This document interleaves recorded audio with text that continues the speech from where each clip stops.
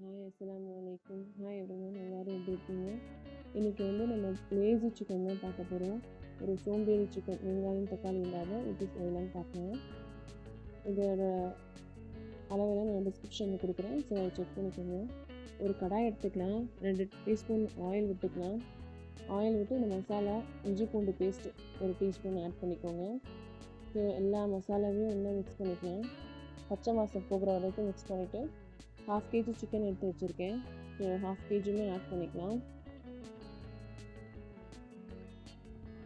நல்லா மிக்ஸ் பண்ணிக்கலாம்.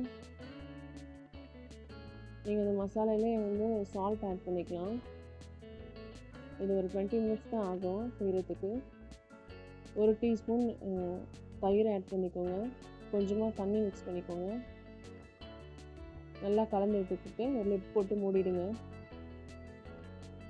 நல்லா ஒரு 10 மினிட்ஸ் நல்லா வேகட்டும். சிக்கன் நல்லா சாஃப்ட் ஆகட்டும். கொஞ்சம் சால்ட் ஆட் பண்ணிக்கோங்க. இந்த ஸ்டேஜில் நல்லா சுண்டி வரணும். ஒரு 20 மினிட்ஸ் தான் ஆகும். வெங்காயம் தக்காளி எதுவுமே வேணாம். 1 டீஸ்பூன் பெப்பரு நல்லா மிக்ஸ் பண்ணிக்கலாம். அவ்வளோதான், ரெடி ஆயிடுச்சு டேஸ்டியான சிக்கன் கிரேவி, லேசி சிக்கன். அஸ்ஸலாமு அலைக்கும். Like and